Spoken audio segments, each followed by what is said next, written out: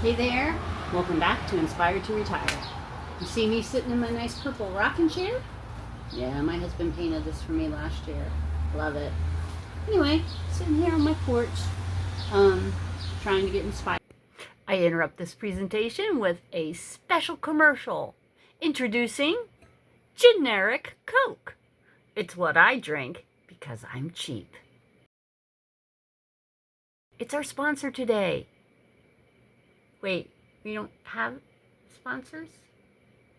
Okay, definitely not a supporter and not a sponsor.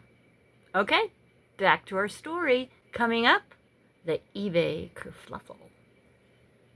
Well, in case you didn't notice, and trust me, you probably didn't, but I disappeared for over 10 days.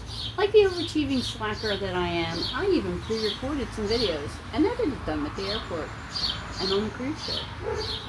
And times I was supposed to be relaxing, because I'm a YouTube martyr like that. My husband and I went on a cruise to Alaska, which was our second, because apparently we enjoy freezing and luxury. It was amazing, but I'll save the riveting tales of glaciers and buffet lines for another video.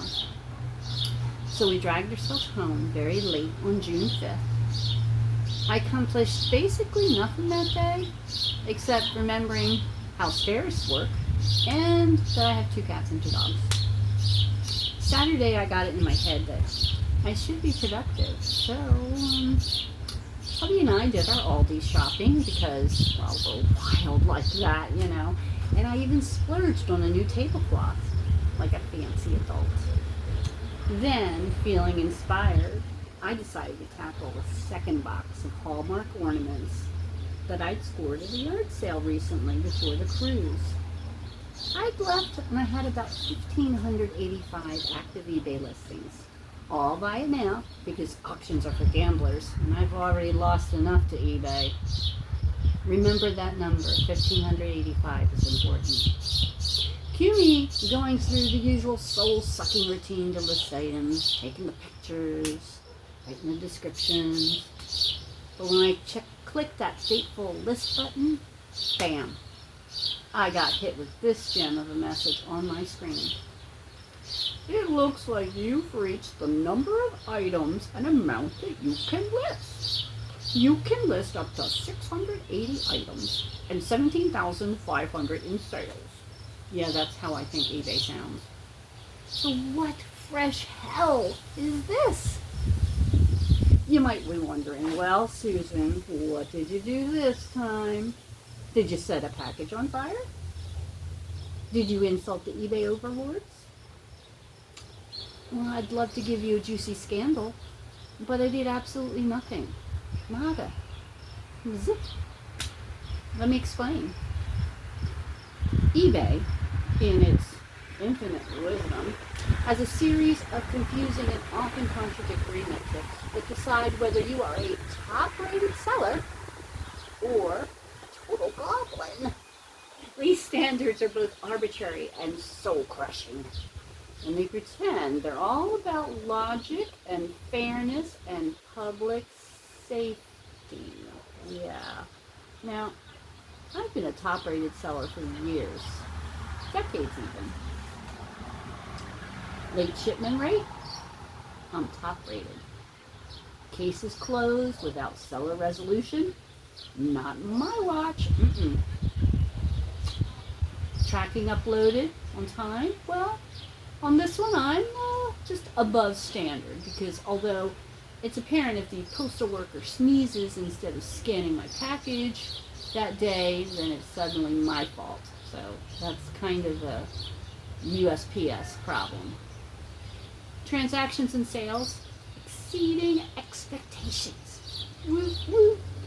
Feedback? The most important thing you would think? 100%. Which, for the record, is nearly impossible. Unless you bribe people with candy or with your eternal soul. But none of that matters when you trip the mysterious and unforgiving wire known as the transaction defect rate. I was a whole 0.15% over the line, and that's not a typo. That's like a rounding error. And what is a transaction defect, you ask? Well, it's just eBay's way of saying, you canceled something. How dare you?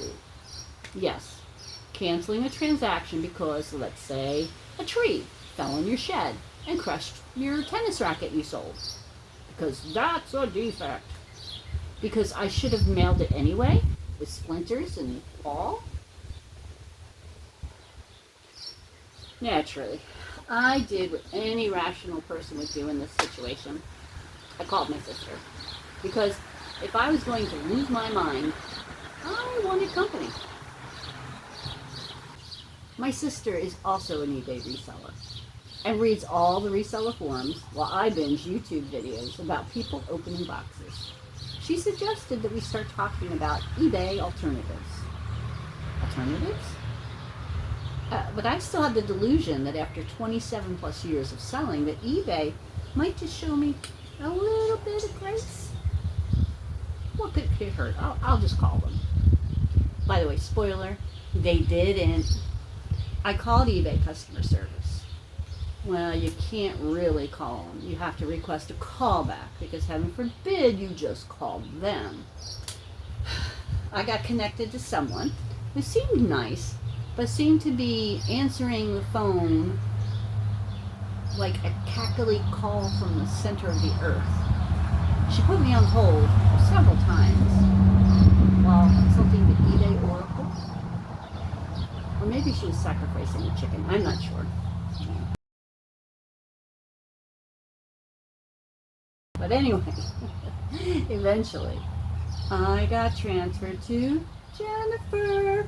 You know when you hear someone's voice and immediately know that you're about to ruin your day? That was Jennifer. She sounded like a guidance counselor who had enough of your potential. I explained everything to her. The crushed item, the refund, the excellent metrics, the flawless feedback. I may as well have been talking to a wall with a headset. Hi, I'm Jennifer. How can I help you? She basically told me that feedback is meaningless. You heard that right. And that I wouldn't be able to list anything until my metrics stopped offending their spreadsheets, which wouldn't be until sometime between September and December. So I could go 6 months without being able to sell. Every day, eBay is purging my listings like they're performing a digital exorcism.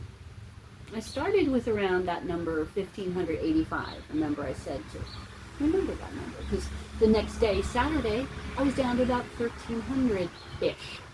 Sunday, about 1,000-ish. And then this Tuesday night, 868. Jennifer said they'll keep chopping until I hit 680. I'm half expecting them to delete me next. So what now? Well, I'm not going to just sit around crying into my bubble wrap.